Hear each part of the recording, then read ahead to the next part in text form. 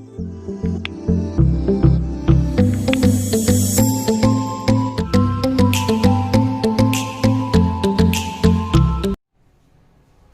Good morning students.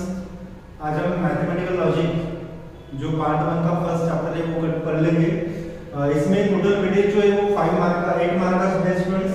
और due to कोविड-19 जो topic reduce किया है वो पहले मैं आपको बता रहा हूँ।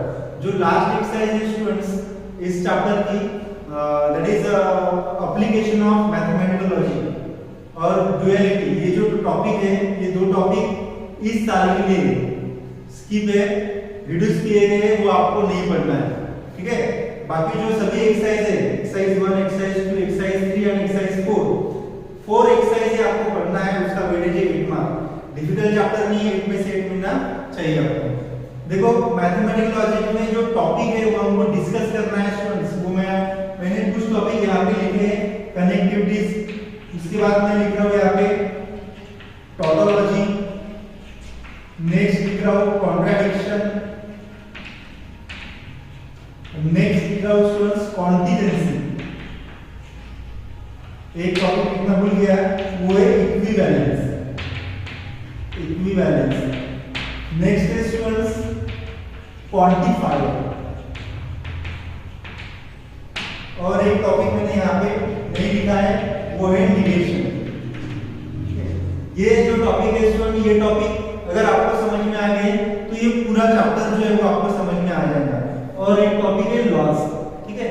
तो जैसे जैसे मैं आपको बता रहा हूँ वैसे वैसे आपको पढ़ाई करनी है, और जो एग्जाम्पल मैं आपको बता रहा हूँ वो अच्छे से प्रिपेयर करना है। देखो, फर्स्ट सेंटेंस, ठीक है स्टूडेंट्स, कि सेंटेंस क्या होता है और स्टेटमेंट क्या होता है। आपको पता होगा कि सेंटेंस किस टाइप के रहते हैं। एक है एसेरेटिव, जिसको हम डिक्लेरेटिव बोलते हैं स्टूडेंट्स, डिक्लेरेटिव। उसके बाद है अफर्मेटिव, नेक्स्ट है इंट्रोगेटिव,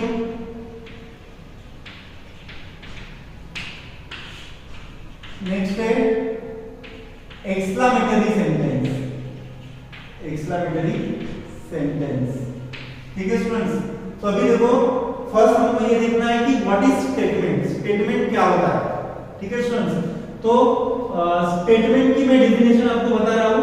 स्टेटमेंट ये होता है जो एसेरेटिव और डिक्लेरेटिव टाइप के जो सेंटेंस होते हैं स्टूडेंट, जिसमें विच इज आइदर ट्रू और false but not both simultaneously. Statement की डेफिनेशन क्या है? एसेरेटिव और declarative sentence which is either true और false but not both simultaneously, it is called statement. किसको बोलोगे स्टेटमेंट? ऐसे स्टेटमेंट की उस स्टेटमेंट में बोल सकता हूं कि ये ट्रू है या फॉल्स है, लेकिन साइमल्टेनियसली ट्रू या फॉल्स नहीं बोल सकता हूं। इस टाइप के जितने भी सेंटेंस है स्टूडेंट वो रहेंगे स्टेटमेंट, उसको हम स्टेटमेंट कहेंगे। तो एसेरेटिव या डिक्लेरेटिव टाइप के जो सेंटेंस रहते हैं उसको ही हम स्टेटमेंट बोलेंगे। अभी ये अफर्मेटिव यानी जिसमें रिक्वेस्ट की है, please give me a pen, अभी इसमें मैं बोल नहीं सकता ये सेंटेंस ट्रू है या फॉल्स है। तो इस टाइप के जो सेंटेंस है अफर्मेटिव सेंटेंस, वो स्टेटमेंट नहीं रहेंगे। नेक्स्ट है इंट्रोगेटिव। इंट्रोगेटिव यानी क्वेश्चन मार्क वाले क्वेश्चन, ठीक है। Do you like mathematics? अगर मैंने ये क्वेश्चन बोला डू यू लाइक मैथमेटिक्स, ये क्वेश्चन ट्रू है ना फॉल्स है। क्वेश्चन, मैंने क्वेश्चन बोला आपको कि आपको मैथमेटिक्स अच्छा लगता है क्या, ये सेंटेंस कौन सा है? ये है इंट्रोगेटिव सेंटेंस, तो वो भी स्टेटमेंट नहीं है। उसके बाद एक्सक्लेमेटरी वाले जो सेंटेंस है उसमें एक्सक्लेमेटरी का साइज रहता है, तो वो भी सेंटेंस स्टेटमेंट नहीं रहेंगे। स्टेटमेंट कौन से रहेंगे? जो डिक्लेरेटिव और एसेरेटिव टाइप के सेंटेंस है, वही सेंटेंस जिसमें मैं बोल सकता हूं वो ट्रू है या फॉल्स है, लेकिन एक साथ नहीं बोल सकता वो ट्रू या फॉल्स है। इस टाइप के सभी जो सेंटेंस है स्टूडेंट्स, वो सेंटेंस स्टेटमेंट रहेंगे। जैसे टुडे इज संडे, ठीक है, ये क्या है? स्टेटमेंट है। क्यों है? क्योंकि मैं इसमें डिक्लेयर कर रहा हूं कि आज संडे है। अभी देखो, आज संडे नहीं है, लेकिन समझ में आ रहा है ना, संडे नहीं है, ये गलत है, लेकिन ये स्टेटमेंट है। टुडे इज थर्सडे, क्या है? It is a statement. ये क्या है? स्टेटमेंट है। और आज थर्सडे है, तो अगर स्टेटमेंट ट्रू है तो उसकी ट्रूथ वैल्यू क्या लिखनी है आपको? ट्रू अगर स्टेटमेंट है स्टूडेंट्स, ट्रू अगर स्टेटमेंट है तो उसकी वैल्यू लिखनी है कैपिटल टी, और स्टेटमेंट अगर फॉल्स है स्टूडेंट्स, फॉल्स स्टेटमेंट है तो उसकी वैल्यू लिखनी है आपको कैपिटल एफ। ठीक है, तो स्टेटमेंट क्या होता है समझ में आ गया आपको। Affirmative, interrogative and exclamatory sentence क्या होता है ये आपको समझ में आ गया स्टूडेंट्स। ठीक है, इसको सेंटेंस बोलते हैं। जो एसर्टिव डिक्लेरेटिव टाइप के सेंटेंस है उसको ही हम स्टेटमेंट बोलते हैं। और अगर स्टेटमेंट की ट्रू वैल्यू है तो स्टेटमेंट अगर ट्रू है तो उसकी true value capital T, false statement है तो उसकी ट्रू वैल्यू कैपिटल एफ। अभी देखो student, open sentence, open statement नहीं है एक्चुअली, ये ओपन सेंटेंस है। ओपन सेंटेंस कभी भी स्टेटमेंट नहीं रहते स्टूडेंट। ओपन सेंटेंस में पर्टिकुलर एक कंडीशन नहीं दी रहती है, उसको बोलते हैं ओपन सेंटेंस। जैसे मैं यहाँ पे लिख रहा हूँ x + 2 = 7, ये क्या है, स्टेटमेंट नहीं है स्टूडेंट। क्यों नहीं है, क्योंकि इसमें मुझे पर्टिकुलर x की वैल्यू नहीं दी है, इसलिए मैं इसको स्टेटमेंट नहीं बोल सकता हूँ। तो ये क्या है student, it is a sentence, it is a open sentence, it is not a statement. जब तक मैं x की वैल्यू नहीं लिखता, फिर वो गलत रहे क्यों ना रहे, मैं x की वैल्यू कंसीडर नहीं करता, तब तक ये स्टेटमेंट नहीं रहेगा, तब तक ये क्या रहेगा, ओपन सेंटेंस रहेगा। या ईट से स्टार्ट आने वाले, इट इज अ संडे या ईट से स्टार्ट होने वाले जितने भी सेंटेंस है स्टूडेंट, सभी क्या रहेंगे, ओपन सेंटेंस रहेंगे, स्टेटमेंट नहीं रहेंगे। तो इसके हम एग्जांपल देख लेंगे ओपन स्टेटमेंट के। उसके बाद सिंपल स्टेटमेंट और compound statement. Simple statement students आपको एक जिसमें एक ही सेंटेंस रहता है वो रहेगा सिंपल स्टेटमेंट। जैसे मैं p लिख रहा हूं, 2 is prime number, 2 is a prime number, ये क्या है स्टूडेंट, ये है सिंपल स्टेटमेंट। ठीक है, उसको मैंने p से किया है, और सेकंड स्टेटमेंट में q से कंसीडर कर रहा हूं। ये लिख रहा हूं मैं 7 इज एन ऑड नंबर, 7 क्या है स्टूडेंट्स, ऑड नंबर है। तो अगर मैं ये दो जो स्टेटमेंट है, दो सिंपल स्टेटमेंट है, उस दो सिंपल स्टेटमेंट को मैं क्या कर रहा हूँ, ज्वाइन कर रहा हूँ। और दो सिंपल स्टेटमेंट अगर मैं ज्वाइन करता हूँ या दो से ज्यादा सिंपल स्टेटमेंट अगर मैं ज्वाइन करता हूँ तो वो बनता है स्टूडेंट्स कंपाउंड स्टेटमेंट। समझ में आ गया कंपाउंड स्टेटमेंट क्या होता है, a statement which containing 2 or more statement is called compound statement. और सिंपल स्टेटमेंट है जिसमें एक ही स्टेटमेंट रहता है। For example 2 is a prime number है, 2 इज अ प्राइम नंबर, इसकी ट्रूथ वैल्यू क्या आएगी, capital T. 7 is an odd number है, इसकी ट्रूथ वैल्यू कैपिटल टी आएगी। अगर मैं 7 की जगह 2 बोलता हूं, 2 इज एन ऑड नंबर, तो 2 ऑड नंबर है क्या, नहीं है, फिर ये स्टेटमेंट रहेगा लेकिन उसकी ट्रूथ वैल्यू कैपिटल एफ आएगी। तो मैंने सिंपल स्टेटमेंट बता दिया है, कंपाउंड स्टेटमेंट बता दिया। अभी देखो स्टूडेंट्स, ये जो दो कंपाउंड स्टेटमेंट है, उस कंपाउंड स्टेटमेंट को,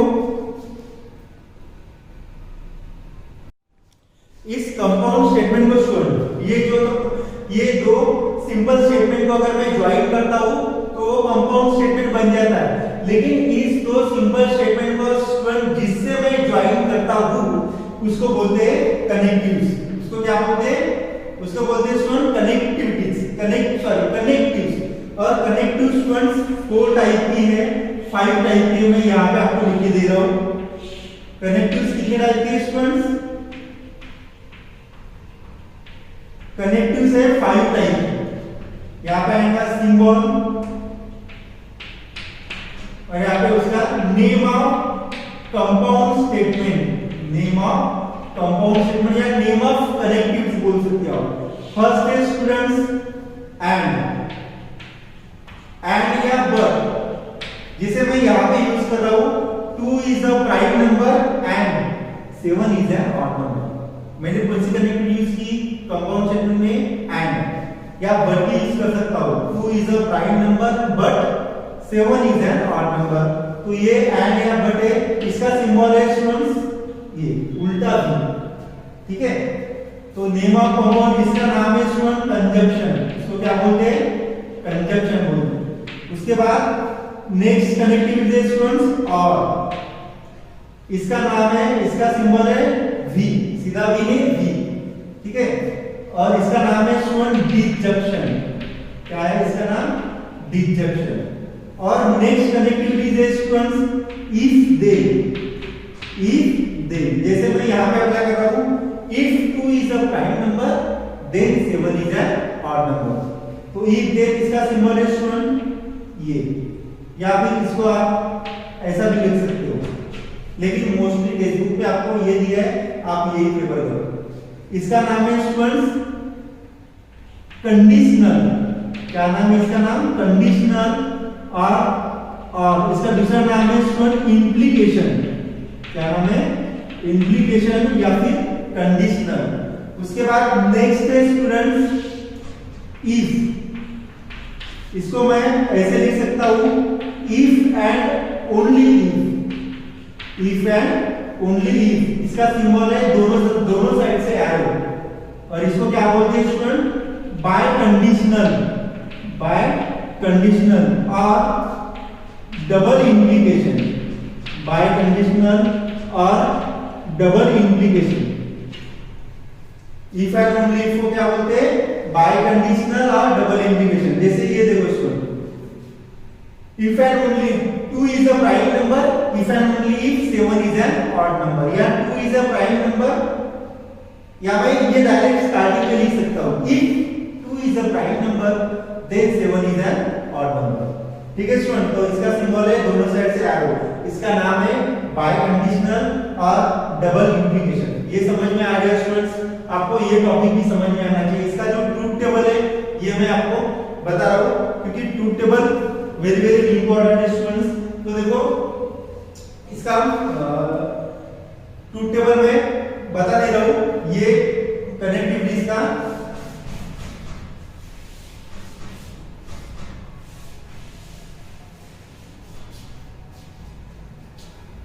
देखो स्टूडेंट, अभी ट्रूथ टेबल में मैं दो सिंपल स्टेटमेंट पहले लिख रहा हूं।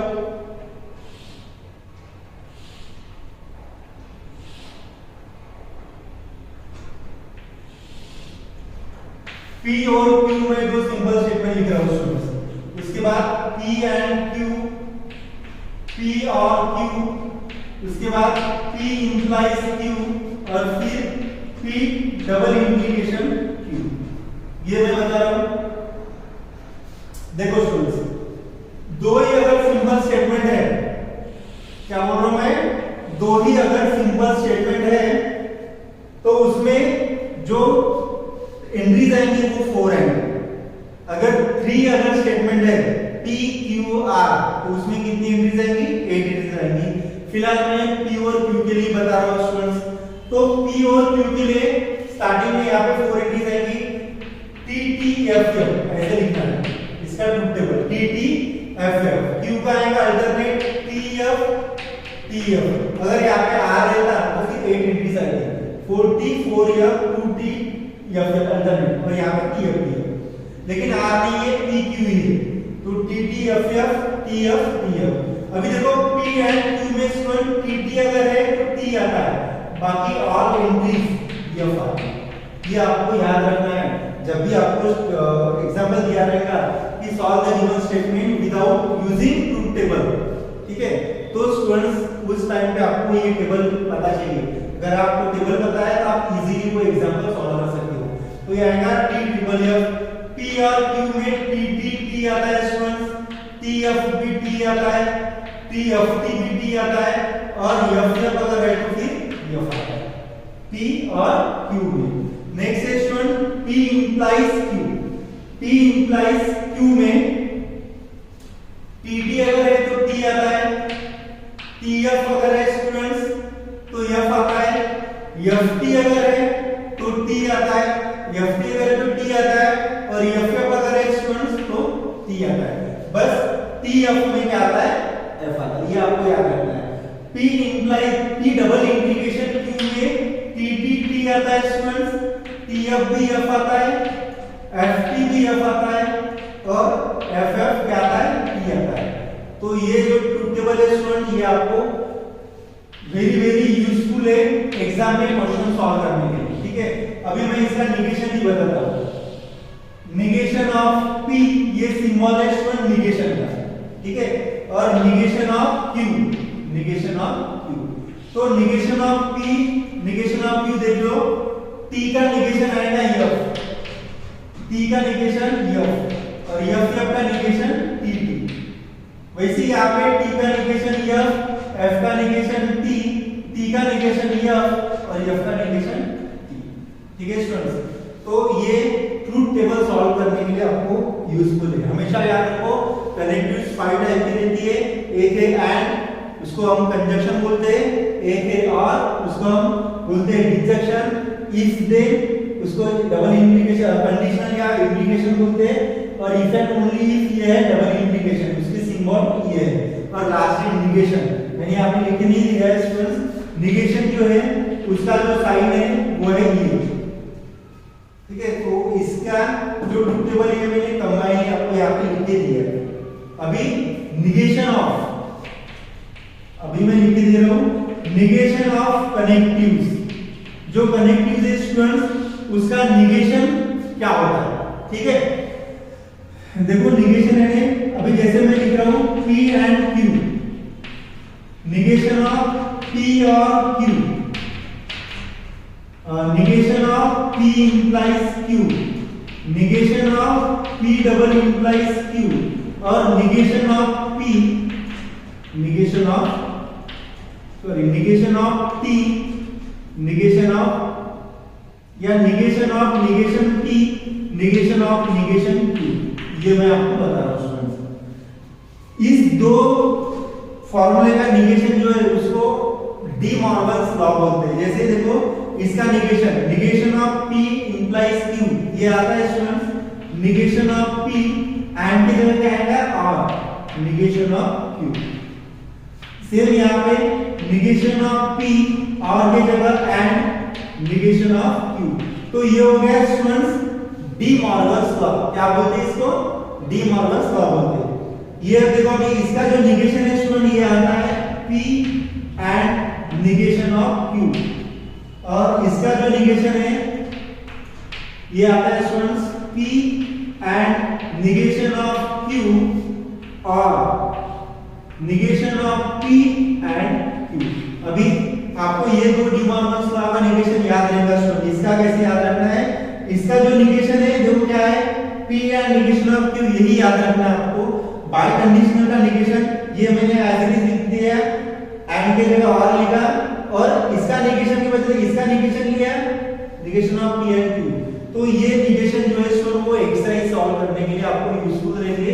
ये एक्सरसाइज 4 में, ठीक है, एक्सरसाइज 1.4 में निगेशन वाली एक्सरसाइज, ठीक है। और ये जो एक्सरसाइज है ट्रूथ टेबल वाली एक्सरसाइज है आपको एक्सरसाइज 1.2 में इसके एग्जांपल है, ठीक है स्टूडेंट। अभी नेक्स्ट जो टॉपिक है टॉटोलॉजी, कॉन्ट्राडिक्शन, कॉन्टिजेंसी, इक्विवेलेंस क्या होता है, ठीक है स्टूडेंट्स। तो फर्स्ट ऑफ ऑल मैं आपको बता देता हूं कि इक्विवेलेंस क्या होता है। जब भी आपको कोई भी एग्जांपल इस फॉर्म में आए, जैसे निगेशन ऑफ P और Q और Q and P equal to negation of P and Q, मान लो आपको ये आ गया कि solve the given statement without solve the given statement using truth table. तो क्या करना है स्टूडेंट, आपको इसके जैसा ट्रूथ टेबल बनाना है। P Q यहाँ पे आएगा, और फिर P और Q निकालना है, उसका निगेशन लेना है, फिर ये निकालना है, फिर उसका और लेना है इन दोनों का, फिर ये निकालना है। अभी इक्विवेलेंस यानी क्या होता है, इसका ट्रूथ टेबल जो आएगा और इसका ट्रूथ टेबल जो आएगा, यानी इसका इसके कॉलम की एंट्रीज और इसके कॉलम की एंट्रीज अगर सेम है तो हम बोलेंगे कि column 4 and column 6 are identical, column 6 and column 4 are identical, therefore ये इक्विवेलेंस है। इसके हम एग्जांपल देखने वाले हैं। आज का जो वीडियो है मैं सिनॉप्सिस में बता रहा हूं, बेसिक जो है उस पे बता रहा हूं, ठीक है स्टूडेंट्स। तो ये आपको पता चाहिए, ठीक है। उसके बाद नेक्स्ट है टॉटोलॉजी। उसके बाद नेक्स्ट क्या है स्टूडेंट्स, तो इक्विवेलेंस मैंने आपको बता दिया क्या है इक्विवेलेंस। अगर मैं इसका ट्रूथ टेबल बनाता हूं और ट्रूथ टेबल में आपको ऐसे कॉलम देना है स्टूडेंट 1 2 3 4 5 6, और मान लो थर्ड कॉलम और 6 कॉलम सेम है, तो आपको बोलना है कि in the above truth table column 3 and column 6 are identical, therefore this is the equivalence। Okay students, इसके एग्जांपल हम बाद में देखेंगे। अभी देखो टोटोलॉजी। टोटोलॉजी क्या होता है? टोटोलॉजी यानी स्टूडेंट जब भी आप ट्रूथ टेबल लिखोगे तो ट्रूथ टेबल में जो लास्ट कॉलम है, लास्ट कॉलम की सभी एंट्रीज, लास्ट कॉलम की सभी एंट्रीज अगर टी आ गई स्टूडेंट्स तो हो गया टोटोलॉजी। लास्ट कॉलम और टी, यहाँ पे मैं समझने के लिए लिख रहा हूं लास्ट कॉलम ऑल एफ और यहाँ पे लिख रहा हूं मिक्स।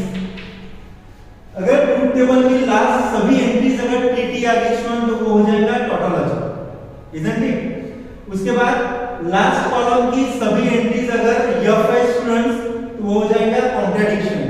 और लास्ट कॉलम की सभी एंट्रीज स्टूडेंट्स, लास्ट कॉलम की सभी एंट्रीज अगर मिक्स है, कुछ टी है कुछ एफ है, तो उसको बोलेंगे हम कॉन्टिजेंसी।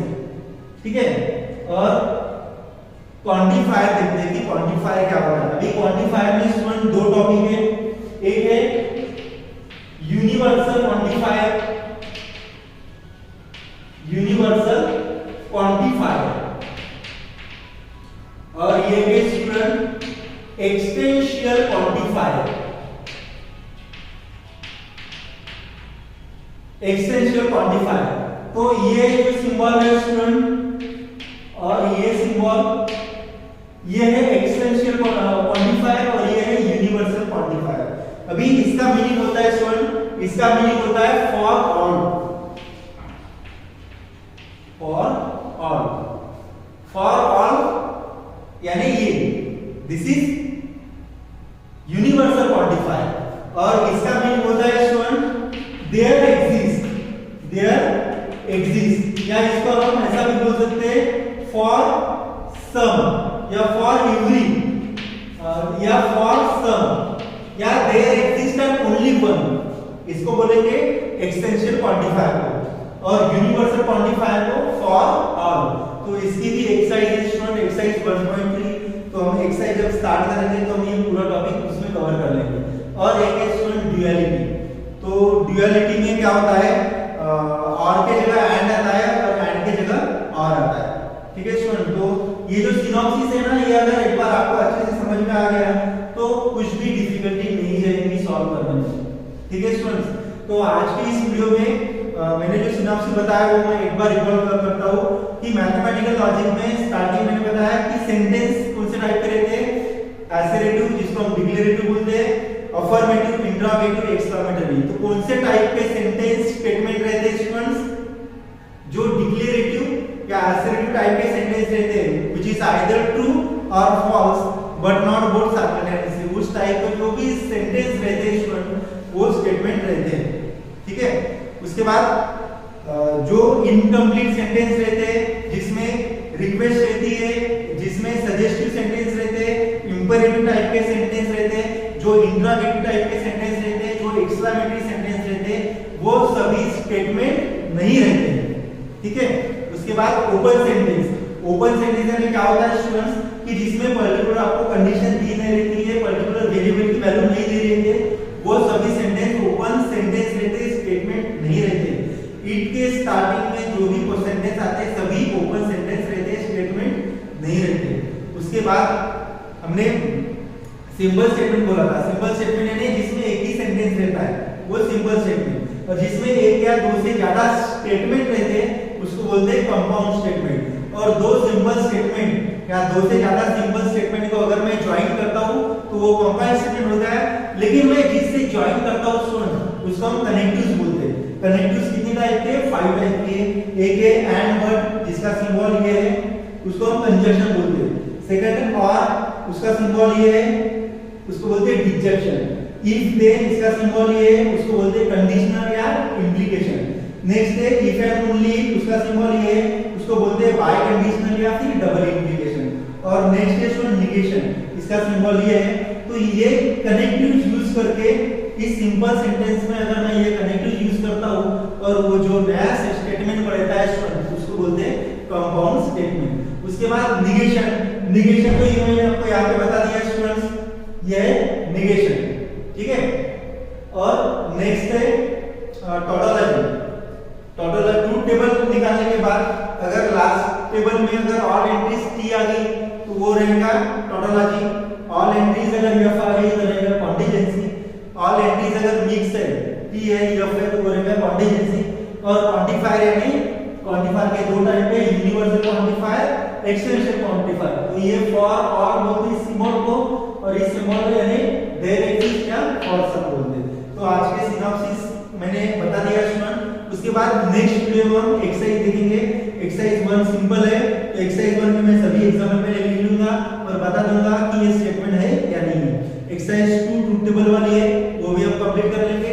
एक्सरसाइज जो 3H1 ये क्वांटिफायर और एक्सटेंशन क्वांटिफायर पे, और एक टॉपिक मैं बताना भूल गया स्टूडेंट आपको, जो टॉपिक है कि कॉन्वर्स, इनवर्स और कॉन्ट्रापोजिटिव क्या होता है। ठीक है, तो हमेशा याद रखो स्टूडेंट्स, कॉन्वर्स, इनवर्स,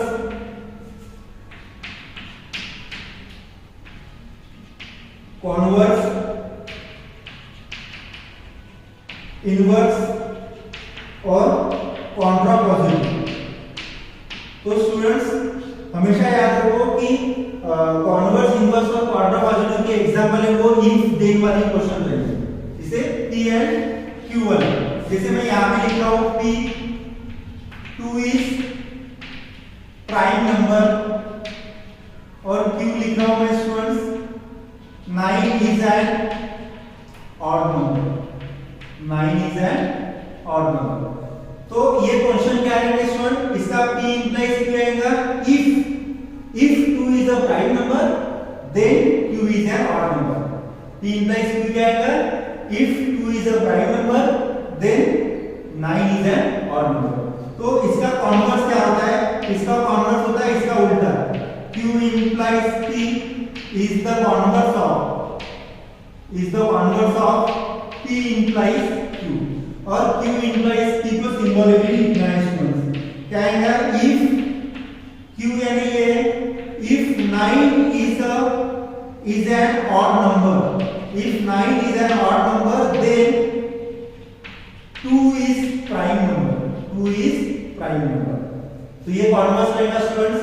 इनवर्स यानी इसको नेगेशन लगाना है, negation of P implies negation of Q is converse of P implies Q। इसको भी सिंबॉलिकली लिखना है, if 2 is not a prime number then इसका negation 9 is not an odd number।